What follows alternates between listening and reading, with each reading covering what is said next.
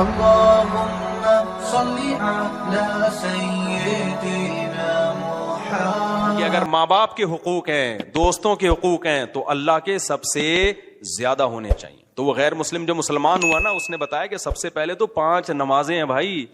ہم اگر اللہ کو مانیں تو اللہ سے ریلیشن تو ہو. تو یہ اسلام ہے جو ہمیں 5 دفعہ مسجد میں لے کر آتا، اور لاتا کتنے بہترین اسٹائل کے ساتھ ہے. کیسے بہترین انداز کے ساتھ لاتا ہے اسلام. یہ بھی ہو سکتا تھا کہ خام خواہ کی قربانی دلوائی جاتی کہ 5 دفعہ تم نے الٹے لٹکنا ہے تاکہ پتہ چل جائے تمہارا اللہ سے کیا ہے، ریلیشن ہے. تو یہ بھی تو قربانی ہوتی کہ نہیں ہوتی؟ لوگ دلوا رہے ہوتے ہیں. فوج میں نا، جب ہم جو NCC کی ٹریننگ کی ہے نا کالج میں، تو وہ فوجی صوبے دار ہمیں ٹریننگ دیتے تھے. تو وہ یہ ثابت کرنے کے لیے کہ میں آفیسر ہوں، بعض دفعہ خام خواہ میں ڈنٹ پہ لو بیٹھ کے، چلو بھائی. اب فوجیوں میں ہوتا ہے نا، تاکہ آفس کے آرڈر کو فالو کرنے کا جذبہ پیدا ہو. اب ڈنٹ پیل رہے ہیں، ہمیں پتا تھا بھائی یہ ڈپس لگانے پڑیں گے آپ کو، ٹھیک ہے نا. وہ کہتا ہے جب کھڑے ہو کر دوبارہ لگاؤ. تو یہ سکھایا جاتا ہے فوجیوں کو قربانی کا جذبہ پیدا کرنے کے لیے. تو اللہ میاں ایسے بھی کر سکتے تھے کہ بس الٹے لٹک جاؤ، ٹھیک ہے نا، 5 ٹائم. قربانی دلوائی ہے لیکن ایسے طریقے سے دلوائی ہے کہ اس میں ہمیں روحانی سکون ملے، اس میں ہمارا اللہ سے ریلیشن قائم ہو، اس میں ہمیں لطف اور مزہ آئے، ہماری دنیا بھی سدھر جائے. اس سے ہمیں حکم دیا سب سے پہلے فجر کی نماز رکھی تاکہ مسلمان صبح دیر سے اٹھنے والی قوم نہ بنے. اللہ میاں یہ بھی کر سکتے تھے کہ پہلی نماز 11 بجے، دوسری نماز شام 3:30 بجے، 4-5 نمازیں ایسے کر دیتے. جہلم والی سرکار نے تو کر دی، فجر رکھی ہے اور ظہر کے بارے میں بولا ہے کہ عصر سے 20 منٹ پہلے آپ ظہر عصر پڑھ لیں اور غروب آفتاب ہوتے ہی مغرب عشاء بھی اکٹھی پڑھ لیں. تو یہ عملی طور پر 2 نمازیں ہوئی ہیں، ٹھیک ہے نا. 5 نمازوں کا مطلب ہوتا ہے اپنی تمام مصروفیات کو دوبارہ سے فارغ کر کے نماز کے لیے آنا. ظہر میں آپ سارے کام چھوڑ کے آتے ہو، پھر واپس چلے جاتے ہو، پھر عصر میں الگ سے آتے ہو، پھر واپس چلے جاتے ہو، پھر مغرب میں الگ سے آتے ہو، پھر واپس چلے جاتے ہو، پھر عشاء میں الگ سے آتے ہو. یہ 5 دفعہ قربانی دلوائی جا رہی ہے. اگر اس طرح سے نمازیں اکٹھی کرنے کا اسلام میں حکم ہوتا تو 3 دفعہ قربانی ہوتی، 5 دفعہ قربانی نہیں ہوتی. دیکھو ہم ظہر سے پہلے 4 سنتیں پڑھتے ہیں اور 4 فرض پڑھتے ہیں. ان سنتیں پڑھنے میں کوئی قربانی ہوتی ہے ہمیں؟ اس لیے کہ تو نماز کے لیے آئے ہوئے ہی ہیں نا. تو اگر ہم 4 فرض کے ساتھ 4 عصر بھی پڑھ لیں تو عصر کی قربانی تھوڑی ہی پھر یہ.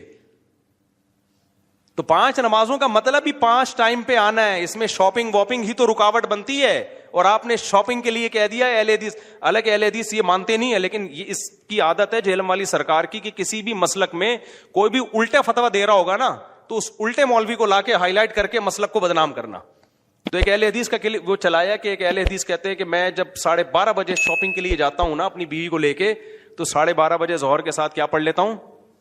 یہ جہلم والی سرکار کا کلپ میں نے خود اپنے کانوں سے سنا ہے کہ 12:30 یا 12 بجے جیسے ہی ظہر کا وقت داخل ہوا تو ظہر کے ساتھ فوراً کیا پڑھ لیتا ہوں، عصر. حالانکہ قرآن میں سورہ نور اللہ کیا کہتے ہیں، رجال لا تلہیہم تجارت ولا بیع عن ذکر اللہ واقام الصلاۃ. مسجدوں میں ایسے لوگ ہوتے ہیں کہ ان کو تجارت اللہ کی یاد اور نماز سے غافل نہیں کرتی.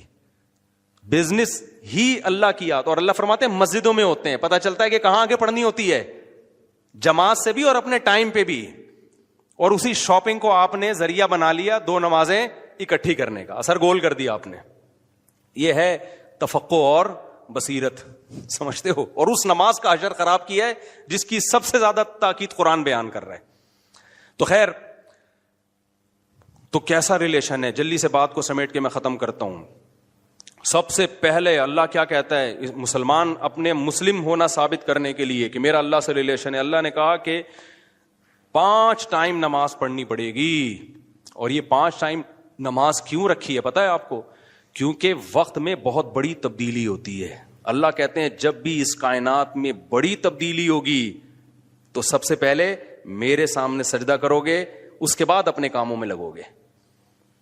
تبھی تو قرآن کہتا ہے اقیم الصلاۃ لدلوک الشمس الی غسق اللیل.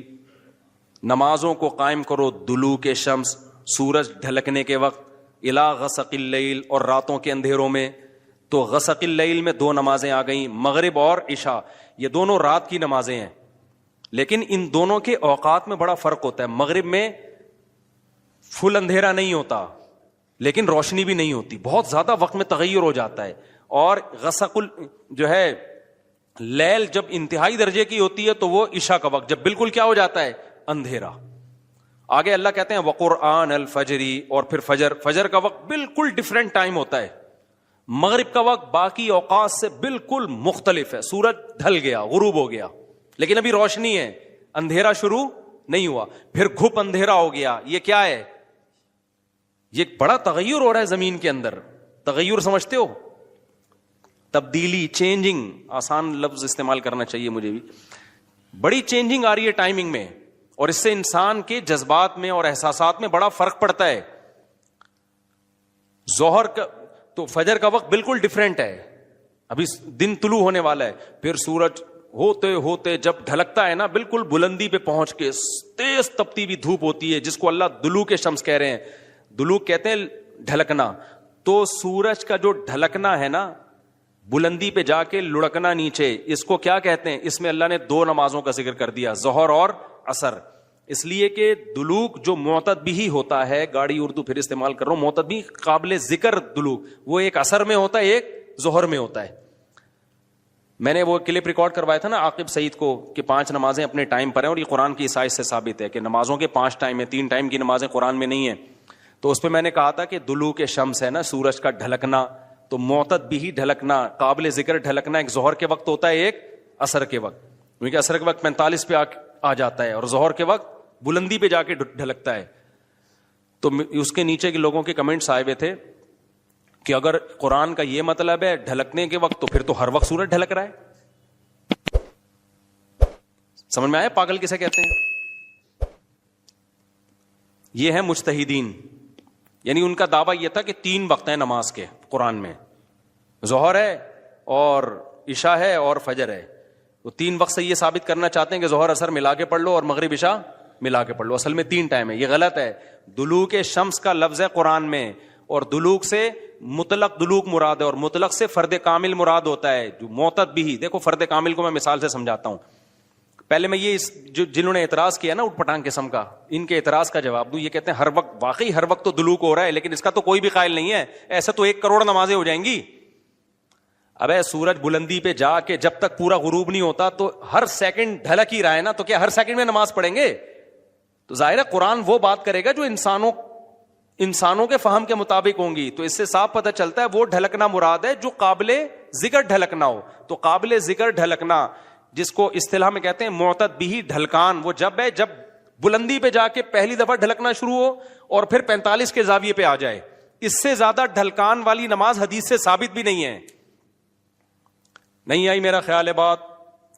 تو مطلق سے فرد کامل مراد ہوتا ہے. اس کو میں مثال سے سمجھاتا ہوں. دیکھو میں آپ سے کہتا ہوں چائے لے کر آؤ, آپ برف ڈال کے ٹھنڈی چائے لے آئے, میں کہوں گا یہ کیا لے آیا؟ آپ کہیں آپ نے بولا تھا گرم چائے لاؤ.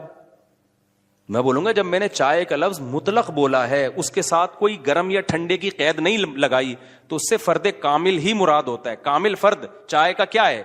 کامل درجے کی چائے کیا ہے؟ جو گرم ہوتی ہے, درمیانی درجے کا میٹھا ہوتا ہے اور مناسب سی پتی ہوتی ہے. میں نے آپ سے کہا چائے لے کر آؤ, آپ 6 چمچ زہر بنا کے نا پتیوں کے ڈال کے لے آئے, اور سب. میں نے کہا یہ کیا لے کر آیا ہے؟ آپ کہہ رہے ہیں, آپ بول رہے ہیں چائے. میں کہا بھائی تو زہر بنا دی. تو آپ بولو آپ نے یہ تھوڑی کہا تھا نارمل چائے, آپ نے تو چائے بولا تھا, تو چائے میں تو کوئی بھی چائے. سمجھ میں آ رہی ہے بات کہ نہیں آ رہی؟ یہ چیزیں اصول فقہ میں پڑھی جاتی ہیں جو آج کل کے اسکالرز نے نہیں پڑھی, تبھی قرآن و حدیث کا مطلب بھی ان کو سمجھ میں نہیں آتا. تو المطلق اذا اطلق یراد به الفرد الکامل, یہ اصول فقہ کا مسئلہ ہے اور لغت کا بھی مسئلہ ہے. یہ قاعدہ ہے, ضابطہ ہے کہ جب بھی کوئی لفظ علی الاطلاق بغیر کسی قید کے بولا جائے گا تو فرد کامل مراد ہوتا, اکمل نہیں. اکمل کا مطلب بہت اوپر کی زعفران والی چائے, نہ فرد کامل جو ناقص نہ ہو. زعفران والی چائے لے آؤ گے پھر بھی برا لگے گا. آپ بولو گے بھائی مفتی صاحب آپ نے چائے بولا تھا اور کہا تھا کہ فرد کامل مراد ہوتا ہے, تو میں اس میں زعفران ڈال کے لے آیا. اب میں پتہ نہیں زعفران پیوں نہیں پیوں یار, تو کیا کر کے لے آیا؟ میں تو کامل نہیں, میں تو اکمل. تو میں بولوں گا قاعدہ یہ ہے کہ مطلق جب بولا جاتا ہے تو نارمل جو کامل ناقص نہ ہو, اکمل مراد نہیں ہوتا اس سے. سمجھتے ہو؟ تو یہ قاعدے قرآن و سنت پہ بھی جاری ہوتے ہیں. کیونکہ اللہ میاں نے بھی تو کلام کیا ہے نا, نبی نے بھی تو کلام کیا ہے, تو نبی کے کلام میں بھی وہی لغت کے قاعدے چلیں گے جو عام قاعدے ہیں.